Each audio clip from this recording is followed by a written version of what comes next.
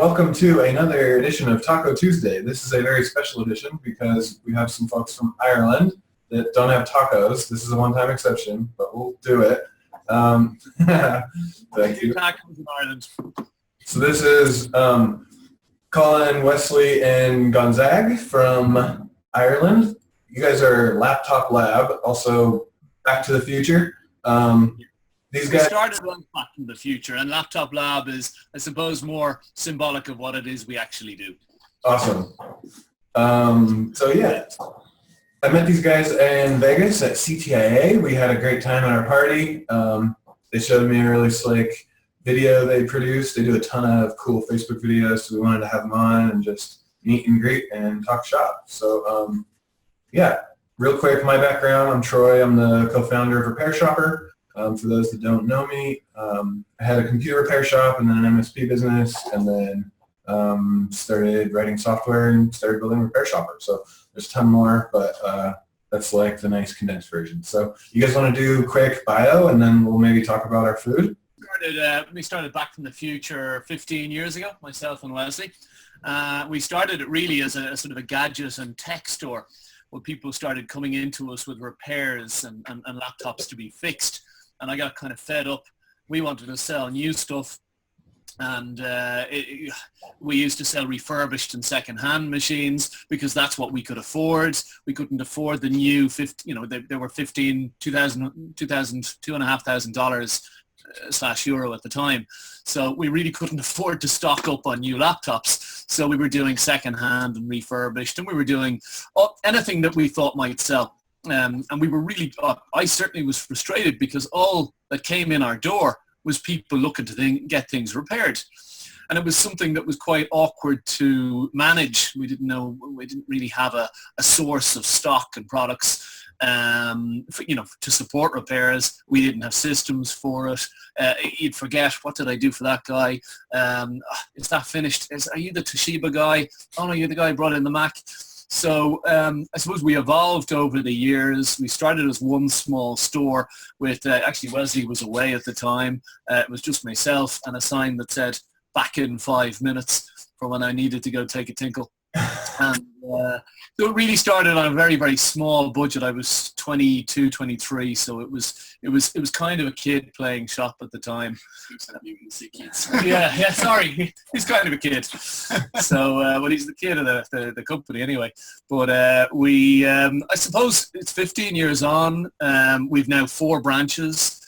We are the largest business of our nature in the country. We're certainly the largest operator, I suppose, at our level of repairs in Ireland. We do Apple certified training to other technicians, and we're Apple certified ourselves. We do about 60% Mac repairs. About half of that is actually hardware repairs. We do micro soldering and component replacement. So we're quite popular with the Mac Brigade when the classic Apple response is, no, that can't be repaired, or it's too expensive, or it's too old, or it's not worth it, or whatever. We can repair it, and at a competitive price. I suppose, to bring us bang up to date, we now, as I say, have 4 branches, around 15 team members. We don't really call them staff because we're all family here. We've got really, really good people who've been with us for quite a long time. We all adore our jobs and are very, very passionate about tech, about repairing things, and about solving customers' problems. We're also very passionate about putting our best foot forward, and that's what you'll see in all our stores. We have a philosophy of improving and progressing on a daily basis in terms of our knowledge, our skill set, our service to our customers, even our physical appeal in the stores and the experience when customers come into us. So I guess a lot's happened there. Wow, great. That's a good background. Thank you.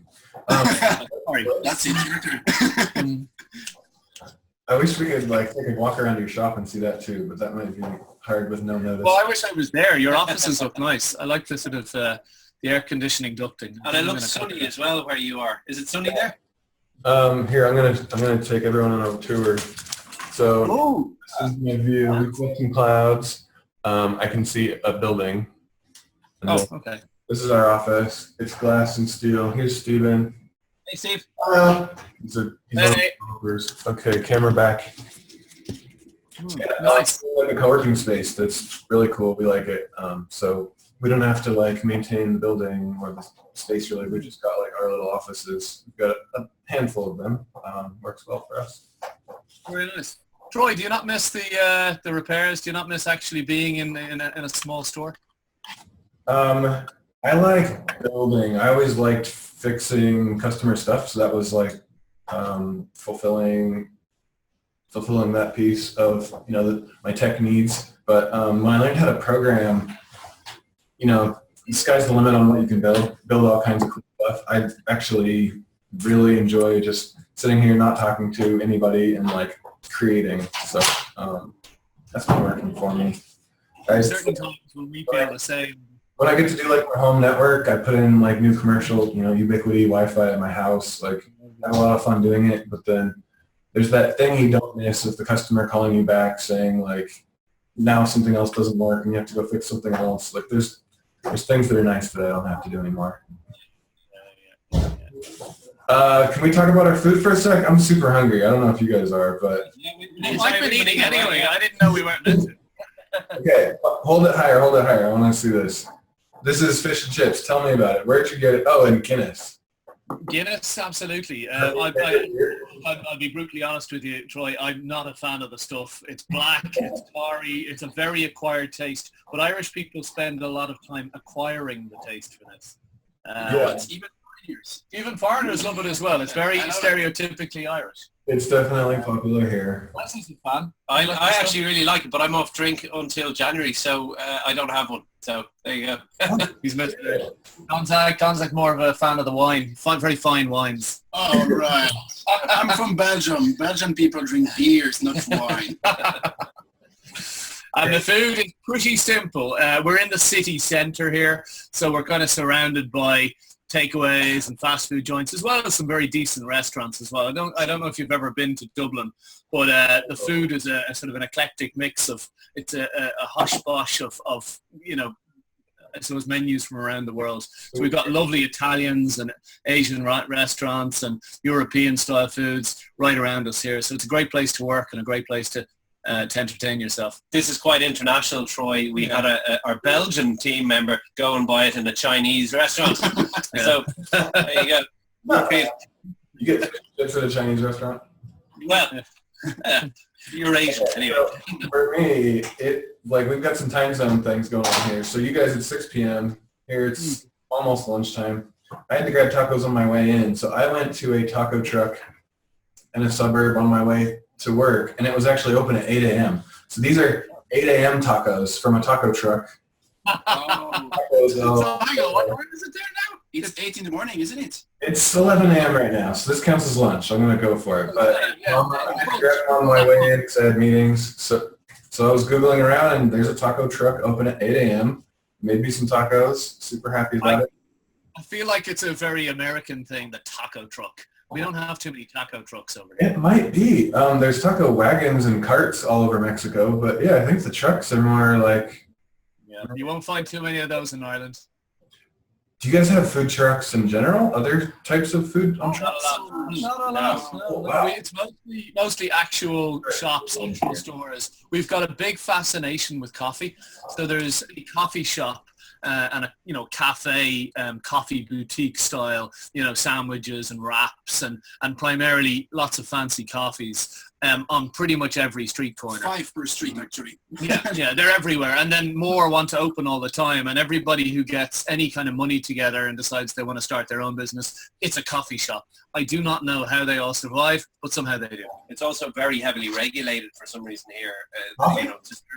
Well, everything done on the street. Oh. So to do it in a premise is one thing, but planning permission and licenses to be in a particular place for certain periods of time is extremely difficult. Hygiene regulations are very strict as well, so it'd be very difficult to achieve those levels of hygiene in a street, in a truck or whatever, I like to think we have some good restrictions on hygiene, but I think the biggest... Yeah, you hope so. You like to hope. Yeah, we do too. I don't know. I'm saying what I heard. We'll see how we feel after this. Of course. Yeah. And tell me, how do you? I mean, obviously you're not running a store anymore. My feeling always, for starters, is that there is the feeling that the people who design RepairShopr somehow know that our needs very intrinsically. I think Wesley and Gonzague would agree. Oh yeah, very much. Yeah. We when we started this time last year, I was I was in our main branch here in Angel Street, and I was too busy dealing with customer A, B, and C to see any problems with our business. So I didn't get a chance to see that our 10-year-old FileMaker system that we had built ourselves really didn't have the features and functions that we would have liked. But we were all so used to it over the years. When you're very close to your business like that, when you're busy as we are, thank God, it's difficult to take time to look around even, never mind be aware of the problem in the first place. So we were a very different company last year. We weren't sales orientated. We dealt with the customers as they came in the door. We weren't sure where they were coming from. We just knew that they were coming in, so we were happy enough. We weren't sure where we were making our money, because in our industry, obviously, you use a combination, or at least we used a combination of till systems, of invoicing systems, of comms tools, of maybe marketing tools, and they were all very separate. And because they were separate, there was such a multiplicity of work and labor and training and familiarization to just get them to function on a basic level. So we were a very different company a year ago versus today, and I'd say what we are today, and it's significantly improved on what we were, is largely possibly 80 to 90% down to RepairShopr. Wow. Well, thank you. And you haven't offered me a discount yet, so I'm not saying that at a financial gain. We'll talk after. You guys actually offered some of us free beer for life for Yeah. what was that free beer? I think that was a Have we done it? ticket. No. Okay. It was like custom labels, Custom labels? like printer labels. We're just like, I want to stick something to a sticky note. Someday. Exactly. Yeah. Oh, Yeah. we got that much. That's how you get prioritized. Don't you have to make that work already, Troy? Just show it to them. Well, I'll show you guys that offline. I'll maybe put that in the notes on the thing. There's a Cool. custom.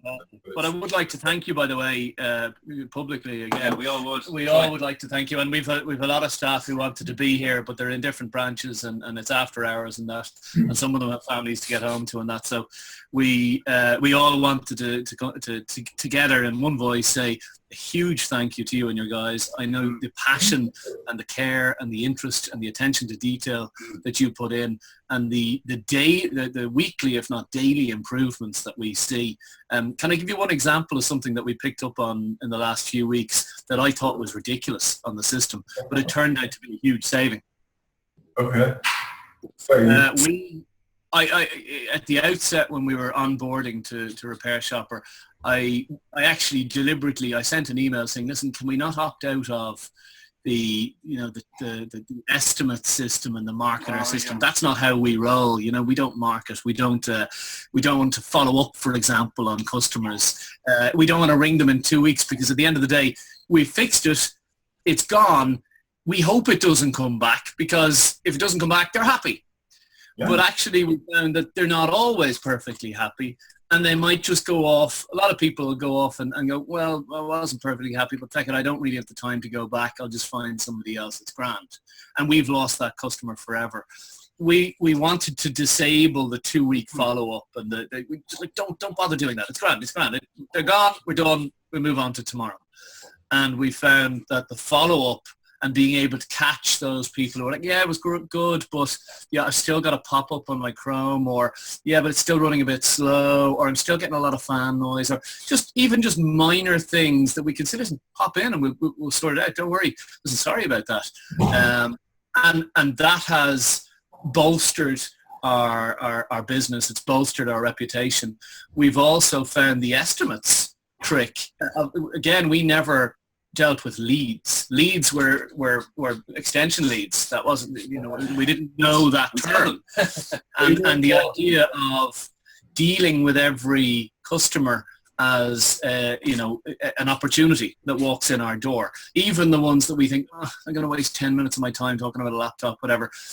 Dealing with every one of those, we now try to get an estimate to somebody. So if somebody says, I'm thinking about buying this, we'll say, would you like me to send you an estimate? And of course it takes 2 minutes to put them onto the system. It takes another 30 seconds to add from inventory or create a new item and send them that estimate. And we like that in 2 weeks' time, they get a reminder of that estimate. And what we've found is not only does it kind of encourage that potential sale, it also keeps, business cards are somewhat old hat these days. You give someone a business card, they take their trousers off later and it's possibly dumped in the bin. What people now do when they think, remember that place I went to? They look up their email on their app on their smartphone. So they go, it was something to do with laptops, or it was something to do with roofing, or floor repair or something. And we're finding that people, because of that engagement and the repeat engagement 2 weeks later, they are coming back to us for other things potentially. Or their friends are saying, I've had a problem on my laptop, and they're seeing they're going, hang on a second, I have an email here from this lad in Angel Street.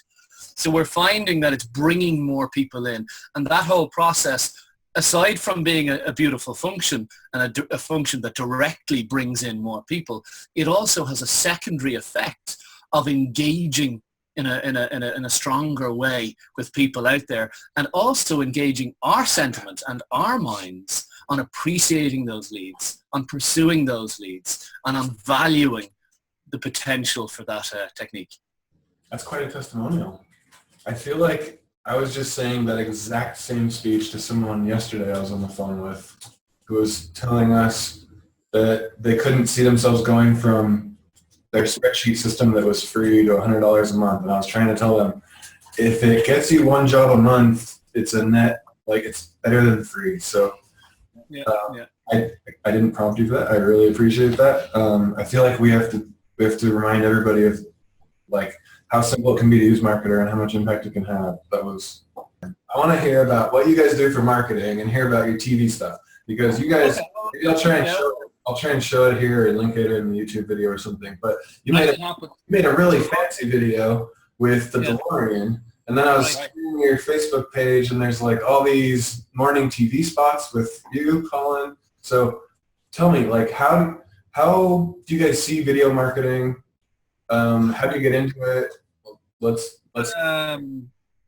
I used to be a model for Abercrombie and Fitch, and so what happened was, what? Yeah, no, okay, I was. Don't you start laughing? It's possible. It was 40 years ago. He's not the bastard. Years ago, Wesley and I were asked to do a show on Irish television, a small piece with our dad on DIY products. That's where we come from. My dad and my mum, and us to an extent as well, we're involved in DIY and hardware as well. And that's with different hats on. But we were asked to do a little piece on TV.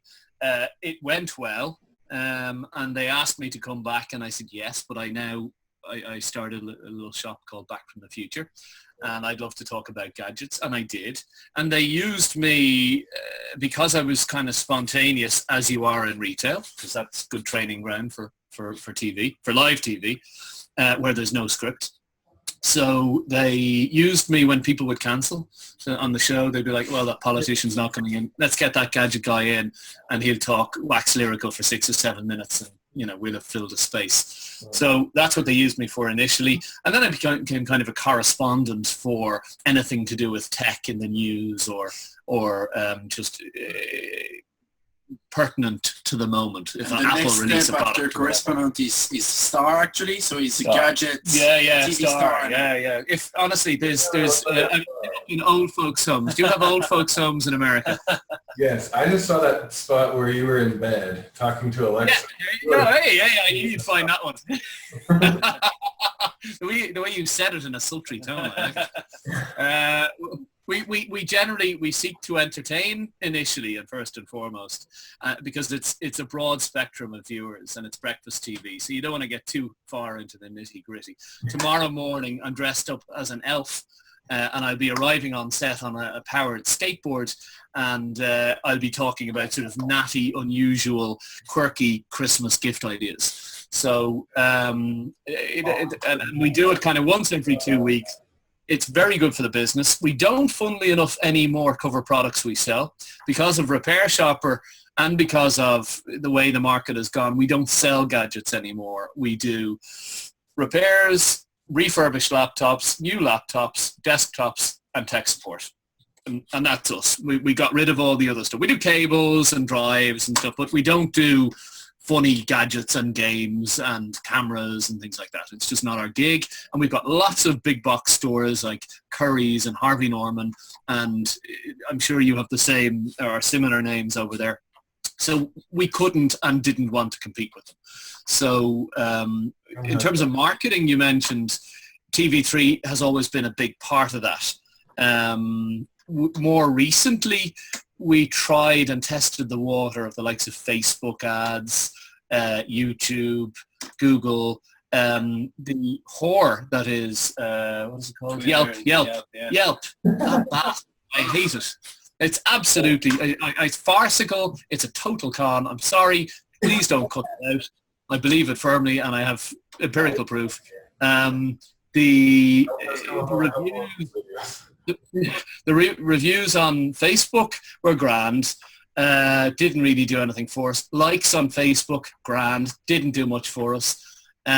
Google reviews have been very powerful, extremely powerful. In Ireland, as I'm sure there, people go to their phone, they have a problem, they go MacBook repair Dublin, they go laptop fix, and they literally trust whatever comes up towards the top. We tried paying AdWords, and that was okay. But actually kind of trying to engage with your customers and not necessarily directly request, but suggest if someone is deliriously happy, or if we are if we've gone above and beyond, or if we've done some favor for them, which we often do, that they might just as a favor in return just chuck up their comments that they've just said to us on Google, and that has been very, very powerful.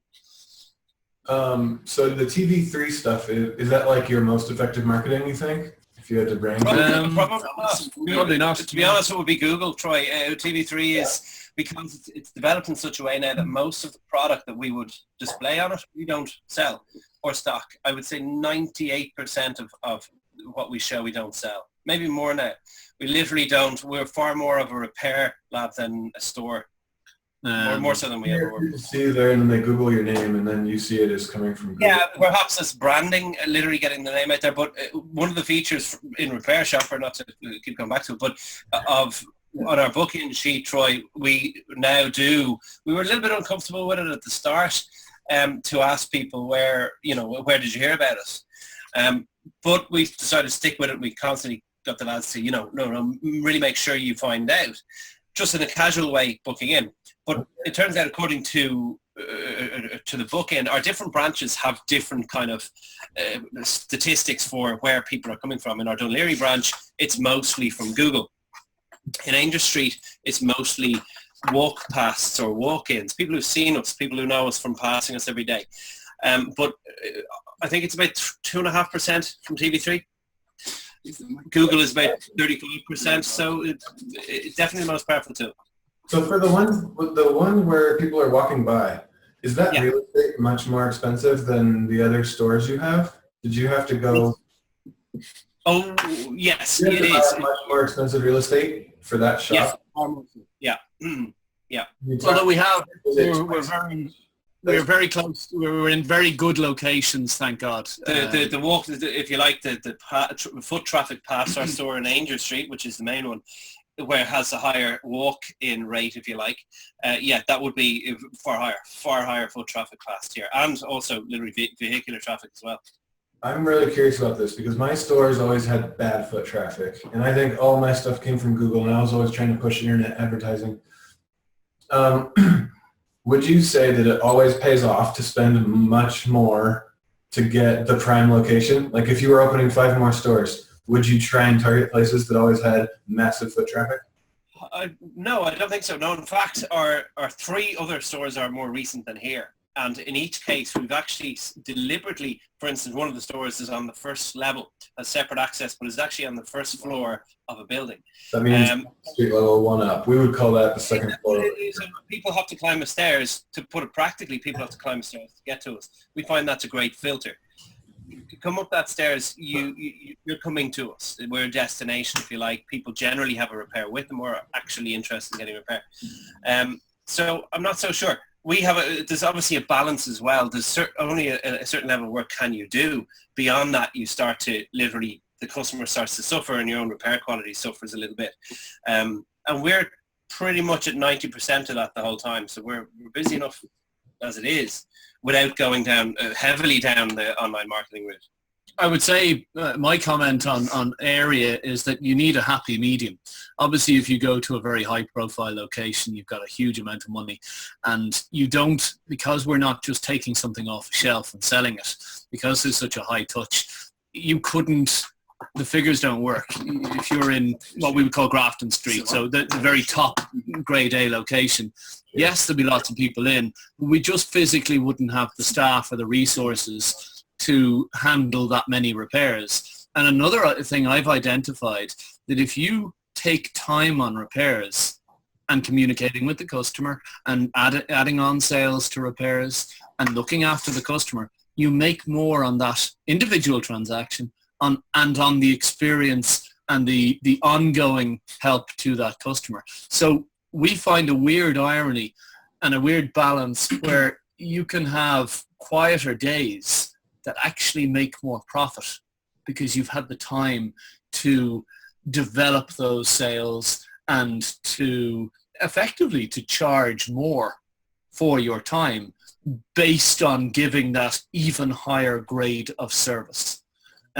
So in terms of location, being geographically convenient and in a visual area where there are lots of people to see you, either by vehicular traffic, public transport, walking, commuting, train stations, whatever, or by being in one of our branches is inside a shopping centre and it's right by the car park, and it's a very popular car park. Now it's a weird hidden spot in the shopping centre which nobody else could make work, but because it's geographically convenient and because lots of people pass it, those classic signs. In fact, we talk about high-tech marketing. One of the marketing tools that we use, and it's very traditional, is a bloody big, ugly, I'll be honest, life-size cutout of me. And I'm holding a laptop. I look, I don't know how I can say this in a politically correct fashion, but I look like I'm not entirely there, if you know what I mean.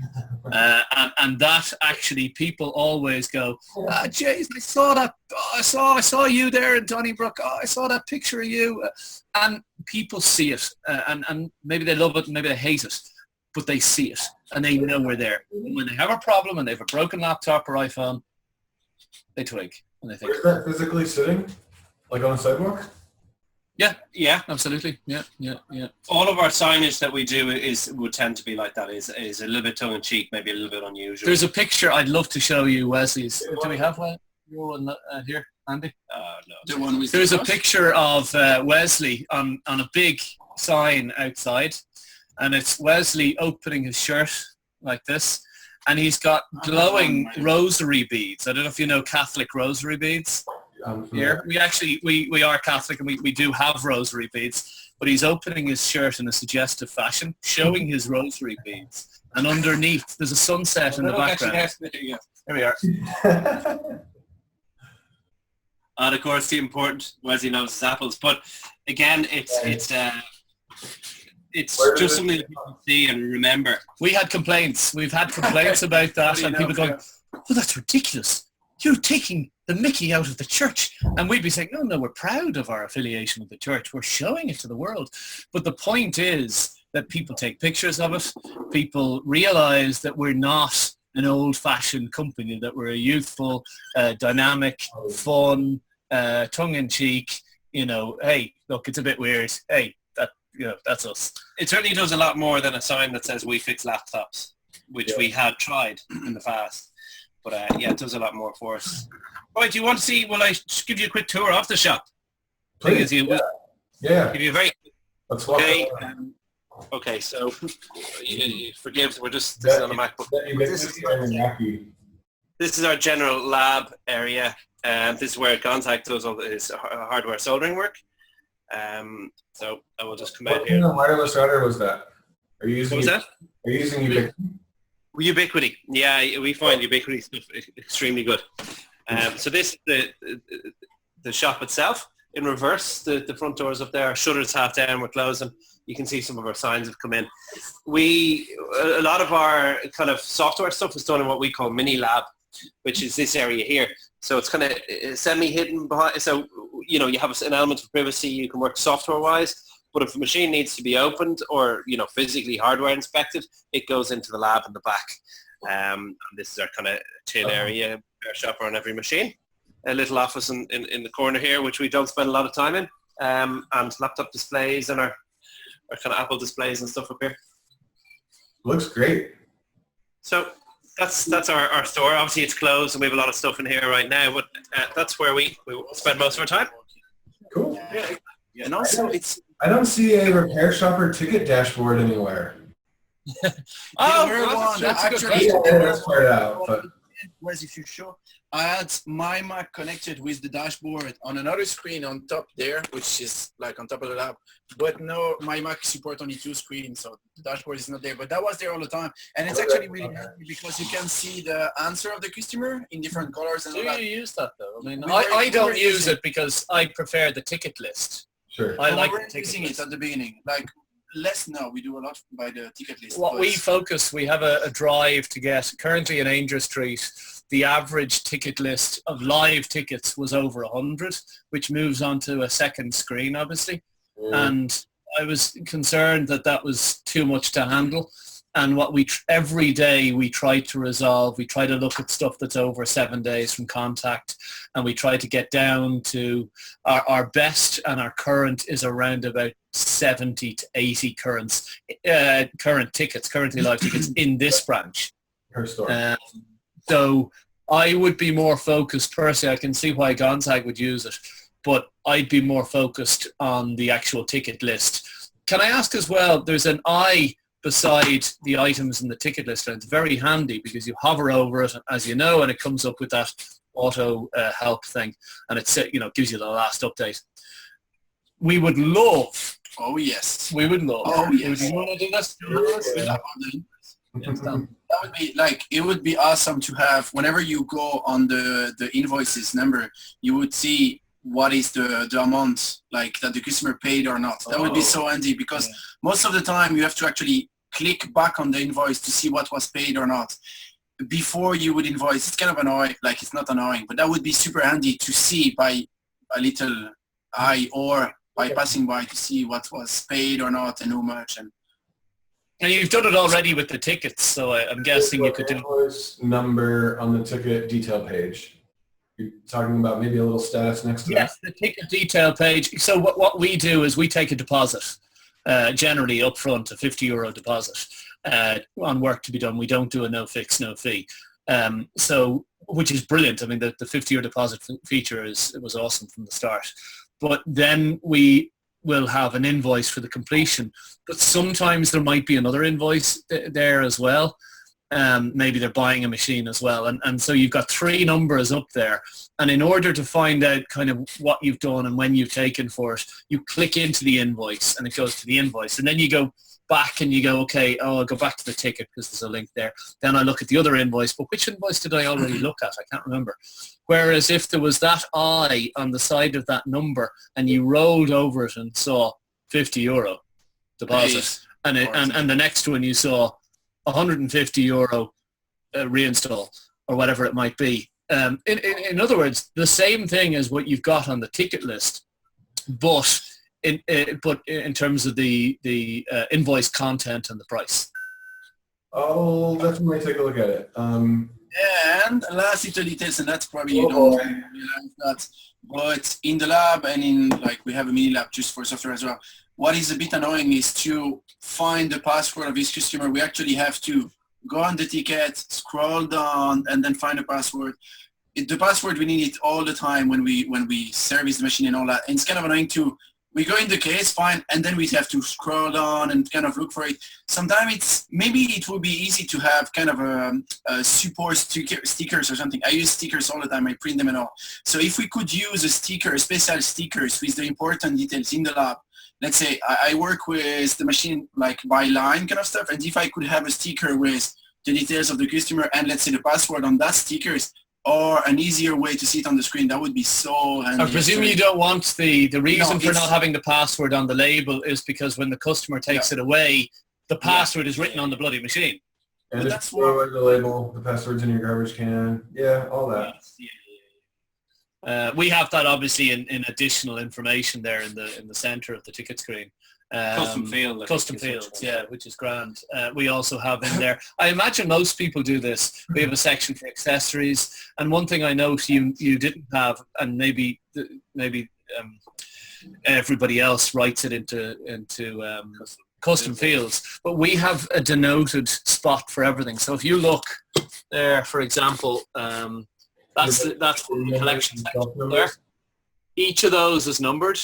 So that's CS 1, 2, 3, 4, 5, 6, 7, 8. So when a customer picks up, instead of having to look through lots of machines, it's listed as, oh, that's in CS 22. And so we You guys know that you can put the bin numbers on the ticket labels? Oh. If you have a ticket custom field called bin, capital B, little IN, and you put those numbers in there, that custom field magically always shows up on the ticket labels. Oh, okay. Wow. Cool. Okay, that's brilliant. Yeah, I didn't know that. Yeah, cool. That's Solving issues.